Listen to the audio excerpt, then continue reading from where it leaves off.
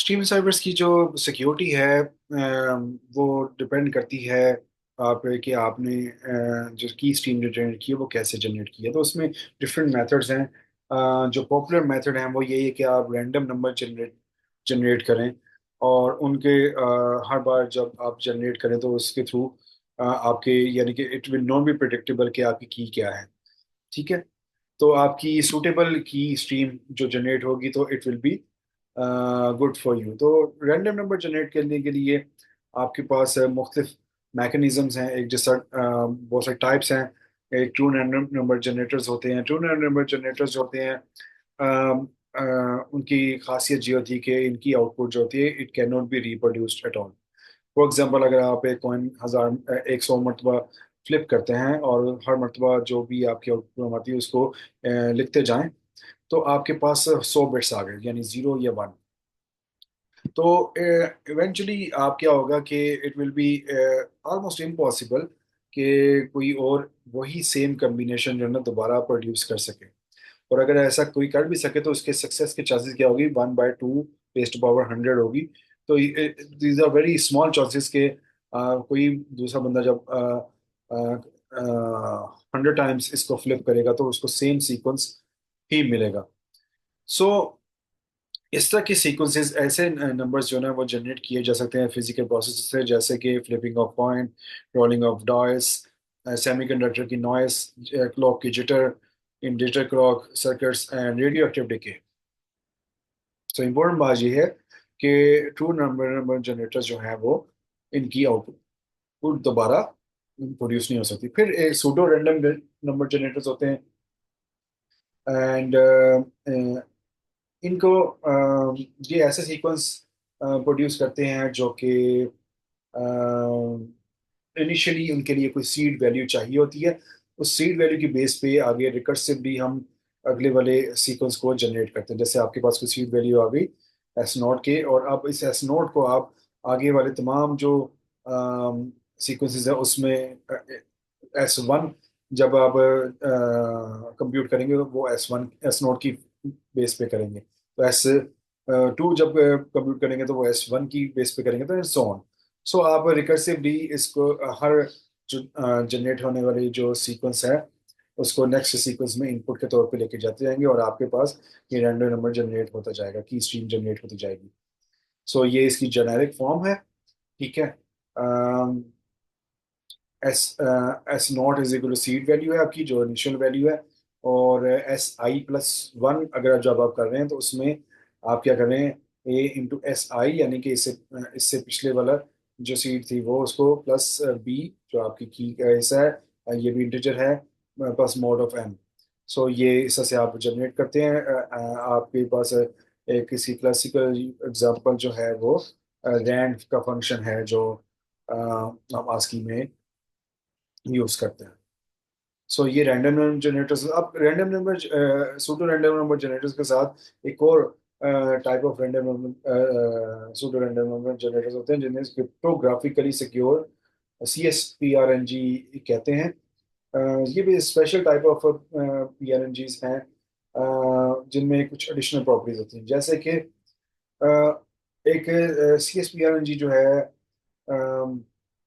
PRNG ही होता है, pseudo random number generator ही होता है, लेकिन ये अनप्रेडिक्टेबल होता है। इसका मतलब ये है कि if we are given n output bits of the key stream where n is some integer, it is computationally infeasible to compute the subsequent bits।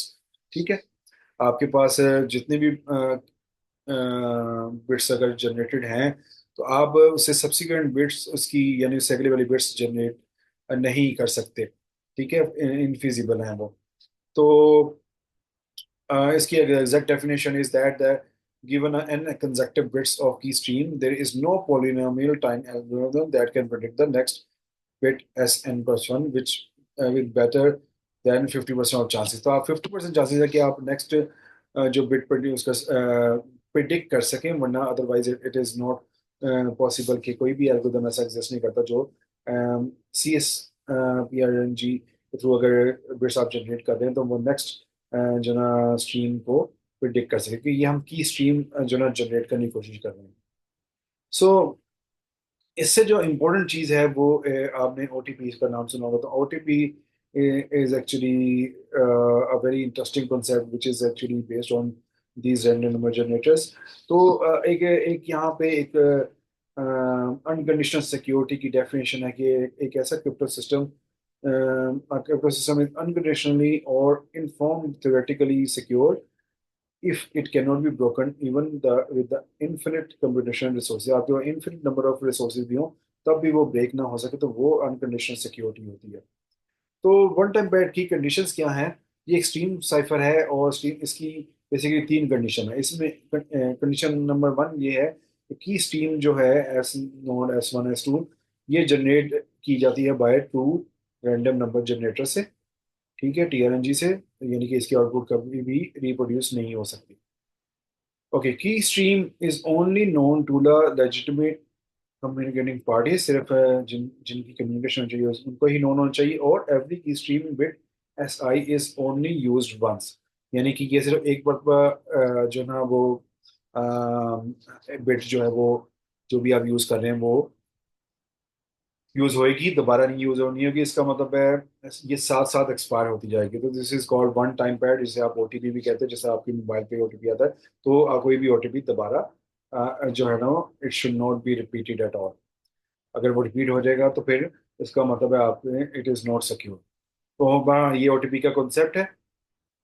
जिससे व्हाइट हाउस और क्रेमलिन जो कि रशिया के दरमियान जो टेलीफोनिक रबता होता है वो ओटीपी के थ्रू इनक्रिप्टेड होता है। सो इसका मतलब है की स्ट्रीम बिट्स जो हैं वो can not be reused. That it is also implies that we need only one key bit for every bit of plain text. हमें एक एक बिट की बिट चाहिए एक हर प्लेन टेक्स्ट की बिट के लिए।